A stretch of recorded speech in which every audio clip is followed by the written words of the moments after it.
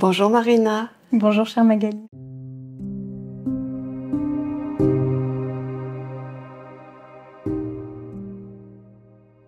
Écoute, merci pour cette opportunité. C'est vraiment précieux de pouvoir comme ça échanger librement.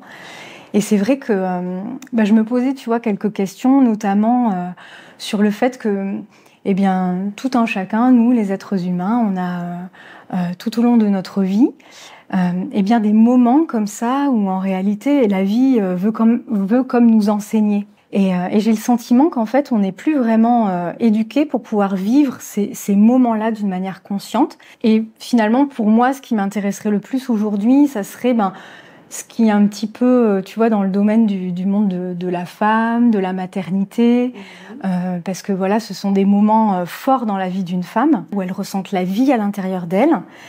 Où, de mon expérience, j'ai beaucoup vu aussi que c'est des moments transformateurs où en fait elles ont envie comme du meilleur pour leur enfant et du coup elles changent aussi elles-mêmes leur mode de vie. Comment tu pourrais éclairer et dire finalement comment on pourrait aborder ce moment de la vie d'une manière plus consciente? C'est vrai que donc on va rester sur le thème essentiel de la femme, même si l'homme accompagne, mais on va vraiment parler du processus de la femme. C'est vrai que ce moment de la conception jusqu'à la naissance de l'enfant est un moment très particulier parce que à ce moment-là, on est en présence d'une porte qui est ouverte, qui est en fait la présence de l'âme de l'enfant. Le travail que l'on peut faire à ce moment-là, c'est vraiment de projeter avec quel monde tu veux t'associer dans le futur. C'est-à-dire faire des liens plus grands avec ce que tu vis dans le présent. Bien sûr que tu vas peut-être pas le goûter, mais c'est important parce que ça s'inscrit et quand l'âme va repartir, ça va être posé dans les mondes subtils. Ça, c'est la première opportunité qu'il faut saisir. La deuxième chose, c'est pas un travail sur soi. Par exemple, je te donne un exemple. Quand j'étais plus jeune, j'ai suivi l'enseignement du maître Omram Mikhaëla Ivanov, où un des premiers livres, c'était la galvanoplastie spirituelle, qui était justement comment concevoir un enfant. Et quand tu lisais ce livre-là, en fait, à la fin de ce livre, j'ai dit jamais j'aurai d'enfant. La marche était trop haute. Justement parce que la pensée avait un impact sur l'enfant, le sentiment avait un impact, les décisions, tout ce que tu faisais au quotidien, même si c'est une loi réelle, mais elle était tellement stressante, elle était tellement, si tu te regardes dans un miroir, tu te dis jamais je serai à la hauteur, que en fait j'ai mis des années à vouloir avoir des enfants. Et c'est ça que je veux partager aujourd'hui, c'est que tu vois, pendant que tu es enceinte et que tu portes un enfant, c'est plus là qu'il faut faire le travail intérieur. Il faut juste assumer ce que l'on est et juste offrir le meilleur de soi-même. La discipline, elle se fait avant. Parce que, en réalité, le fait de se contraindre, de se crisper à faire attention à ses pensées, tu vois, faire attention à ce que tu vas dire, les sentiments, t'interdire d'avoir des peines ou des, tu vois, eh bien, en fait, c'est du faux. Et tu construis ton enfant, tu l'accueilles dans un monde qui n'est pas toi. L'enfant, plus tard, ressentira un trouble de l'identité, dans le sens, pas ni si c'est un homme ou une femme, mais tu vois, l'estime de soi, ça part de là. Quand l'enfant arrive et qu'en fait, il ne sait pas vraiment ce qui est vrai, il ne sait pas si ses sentiments sont justes, s'il est capable, parce que tout simplement, il n'a pas été construit sur une base de réel. Donc c'est important de comprendre que sur le thème, par exemple, de la grossesse, préparer son corps avant, savoir, voilà, que tu dois poser, apprendre à méditer, à savoir être plus dans un mode de vie plus ralenti, dans le sens accepter la vie comme une parenthèse pendant 9 mois. Ça veut pas dire que tu restes assis sur un canapé toute la journée, mais ça veut dire qu'en fait, tu prends conscience que ton corps doit générer des choses au mieux, tout simplement. Une fois que l'enfant arrive, la porte de l'âme, donc l'âme vient dans ta terre intérieure et donc l'enfant va commencer à grandir. Mais il ne grandit pas avec toi. Toi, tu es le contexte des mécanismes qui sont en train de s'impacter dans son eau, dans son air, dans sa terre et dans son feu. Mais en fait, il est éduqué et en présence de son âme. Elle est là comme une maman qui l'accompagne et qui l'aide dans le processus d'accepter l'évolution, de le rassurer, parce que la réalité, c'est qu'on ne s'est jamais posé la question, mais l'enfant, il vit quand même dans un autre monde, il est séparé, il est seul. Bien sûr qu'il y a une rencontre avec la maman et le papa, un environnement extérieur, mais qu'il ne connaît pas. Le seul être qu'il connaît, c'est son âme.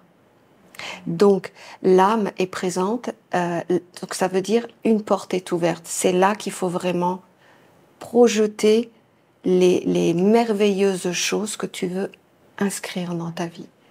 Et par contre, d'un point de vue personnel, simple, vraiment le plus simple, ce que tu es vraiment. Tu vois, bien sûr que si tu es quelqu'un de colérique dans la vie, tu vas te dire, bon, bah, je vais quand même essayer de me maîtriser. Mais je veux dire, tu vas pas ravaler tout ça au point d'en avoir mal au ventre pour dire, je veux pas le faire pour l'enfant. Ça marche pas, ça ne fonctionne pas. Et puis, il y a en fait ce qui se passe après. L'impression du travail achevé. Qu'est-ce que ça veut dire? Ça veut dire que tu vois, profondément, les femmes, elles portent ça en elles. Elles ont cette chose, leur mission de principe féminin quand elle vient s'incarner sur la terre. La mission, c'est la transmission, la suite, et puis le passage des mondes, de l'hérédité. Donc, la femme, elle est éduquée, construite pour enfanter. En réalité. Je sais qu'on n'est pas obligé de le faire, il n'y a pas de souci avec ça. Mais, en tout cas, je vais plutôt te parler de ce qui se passe pour quelqu'un qui a enfanté un être sur la terre. Eh bien, il y a quelque chose d'accompli. C'est-à-dire, tu sais ce que tu as fait, tu sais que tu as fait ce qui t'était demandé de faire. Maintenant, la gestion avec l'enfant est une autre histoire, mais d'un point de vue animiste, tu vois, c'est comme si tu devais, et maintenant, tu peux prendre toi, ta vie en tant qu'individualité, tu peux la prendre en main et te construire en tant qu'être humain et faire ton parcours de mission d'âme. Mais tant que tu n'as pas fait ça, il y a quelque chose d'inachevé à l'intérieur de soi.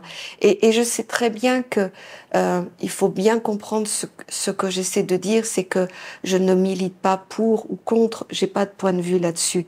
C'est la destinée de chacun. Mais je parle vraiment d'un mécanisme animisme qui fait que naturellement on va vers un homme ou une femme, eh bien parce qu'en fait il y a un mécanisme intérieur qui dit il y a la notion de procréation, de descendance, de succession, et que la race humaine, finalement, continue à exister sur la Terre. Il y a ça. Tout comme les animaux vivent la même chose. Tout comme les plantes vivent la même chose, tu vois. Donc, il y a ce côté, c'est vrai, ce côté, tu ne sais pas pourquoi, tu ne sais pas comment tu vas vivre la chose, mais il y a ce côté d'accomplissement. Voilà.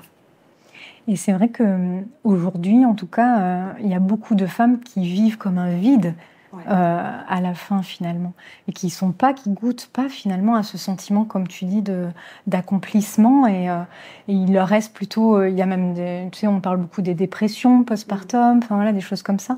Donc on voit qu'il y a comme quelque chose qui n'a pas pu être pleinement vécu finalement. Et puis, tu sais, je vais même aller plus loin. En fait, qu'est-ce qui se passe à partir du moment où tu vis avec des enfants? Eh bien, tu as le côté de l'ego qui s'éduque à l'empathie et au partage. Ce qui fait que tu deviens un être qui commence finalement à ne plus regarder la vie d'après ses besoins, son existentiel. Et c'est pas négatif ce que je dis. On l'a tous vécu quand on est adolescent. La vie, elle est abordée avec un ego, c'est-à-dire je veux m'habiller comme ça, je veux faire telle expérience, je veux voyager, je veux, et c'est normal. Mais ce n'est pas toute la vie comme ça, tu vois, c'est des étapes dans la vie. Et tu vois, à partir du moment où tu as mis un enfant au monde, ça veut dire que tu ne vis plus seul et tu ne vivras plus jamais seul. Ce qui veut dire que c'est le processus qui va t'apprendre à gérer ton ego, qui va commencer à regarder la vie plus large, plus généreusement, plus dans le sens de la maman. Tu vois, la maman qui va vouloir finalement faire sa mission comme la mère le fait pour nous. Qu'est-ce qu'elle fait? Elle nous réveille à notre importance d'existence, mais elle est surtout là pour nous donner toutes les clés pour nous dire et nous regarder évoluer et pouvoir nous dire « Je suis fière de toi, ma fille et mon fils, maintenant je ne crains plus. Tu sais comment aborder la vie. » Tu vois? Et toutes les mères portent ça aussi. Tu sais, quand on a des enfants et qu'on les éduque, il y a un moment donné, il y a bien sûr ce qui se passe pour nous personnellement, mais il y a aussi le fait de ce partage, de cette évolution, et puis aussi de ce renouvellement de pensée. C'est vraiment la notion où tu mets de l'eau dans ton vin, comme on dit. Je ne sais pas comment dire le terme spirituel, mais c'est toute ta vie, à partir de ce moment-là, elle est vraiment plus abordée de la même manière. Tu dois être tolérant, tu dois être patient, tu dois être généreux, tu dois envisager à plusieurs, tu vois. Et ça fait partie aussi d'un cycle de vie. Et tu vois, après même, quand tu deviens grand-parent, eh bien, en fait, c'est encore autre chose parce que là, c'est le vrai partage de l'expérience de vie. Et tu vois, c'est vraiment là que tu vois la descendance et que tu vois la transmission. Parce que quand tu es dans le mécanisme d'élever un enfant, tu t'éduques, tu t'adaptes, tu te construis, tu es encore dans cette phase où il y a encore est-ce que je peux pas, est-ce que je dois pas, est-ce que c'est à gauche, est-ce que c'est à droite, est-ce que je me sens solide ou pas. Il y a toute cette période d'évaluation intérieure où finalement tu apprends réellement à te connaître. Mais en général, quand tu arrives vers les 40 ans, vers les 45 ans, où c'est un petit peu, en principe, la première période où tu vas commencer à accueillir des petits-enfants. Bon, je sais qu'aujourd'hui, le monde change, mais si je prends les choses de manière naturelle, comme c'était depuis tout temps, vers 45 ans, tu deviens grand-parent. Et là, tu vois, tu vis l'expérience de la plénitude intérieure et de la transmission de ton passage de vie finalement à toi, mon petit enfant. Voilà, je t'apporte les clés que j'ai acquis dans ma vie.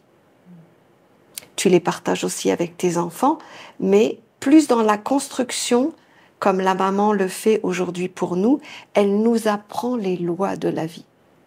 Tu vois, c'est une transmission, mais plus pour rendre autonomes tes enfants. Tes petits-enfants, tu veux pas forcément les rendre autonomes. Bien sûr, c'est plus le rôle des parents. Les petits-enfants, c'est conclusion de l'expérience de la vie. Et c'est là que tu, quelque part, inconsciemment, tu fais aussi ce que tu dois faire. Tu lâches les valises. Tu vois, tu sais que tu transmets l'essentiel. Et là, en fin de compte, tu peux être dans la plénitude, tu n'as plus à construire, tu sais que tu as fait toutes les étapes. Et là, vers les 50 ans, de toute façon, on le sent qu'on veut passer à autre chose.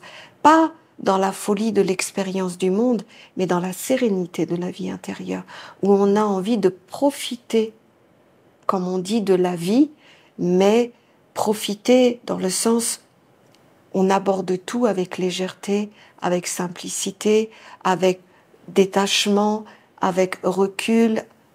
Voilà. Et tu vois, tous ces cycles qui sont faits pour l'accomplissement de notre mission de vie. Et chaque étape est quelque part, quand tu es conscient, tu es présent dans ta vie, eh bien tu sais ce que tu es en train de faire et tu le fais consciemment. Quand tu es parent, tu fais consciemment la transmission du savoir-faire pour prendre ta vie en main. Et quand tu es grand-parent, tu le fais consciemment, la transmission de la sagesse un peu de la vie, c'est-à-dire ce que tu as compris et les clés que tu donnes. Et en fait, je pense qu'après, tu es vraiment dans la simplicité, dans le goût. C'est plutôt cette notion où tu commences à vivre avec le tout. Tu te places dans la nature, tu la vois, tu la contemples, tu la goûtes, tu la sens, tu vas devant la mer, tu la vois belle, tu la vois. Tu vois, en fait, c'est une autre vision de la vie qui te montre finalement que la dernière période de ta vie doit être vécue pleinement. Pleinement, vraiment. Du matin jusqu'au soir, nous sommes animés par 4 fondamentaux. L'argent, la famille, la santé et le travail, qui sont liés à la terre, l'eau, l'air et le feu. Mais nous avons été programmés à les comprendre et les vivre au travers des yeux de la masse collective. Nous donnons chaque jour notre énergie, notre vitalité, nos pensées, nos sentiments, notre volonté à des mondes qui ne nous appartiennent pas. Par la reconquête du sens profond de ces 4 socles, tu pourras reprendre ta vie en main, physiquement et subtilement. Tu ne seras plus enfermé dans des concepts qui t'éloignent du chemin qu'a voulu ton âme en te faisant revenir sur la terre. Retrouve en toi ce que sont ces 4 fondamentaux de vie pour te baser dessus et comme les 4 points de la pyramide qui se rejoignent en un, t'élever vers quelque chose de plus haut, de plus sage, de plus intelligent et de plus beau.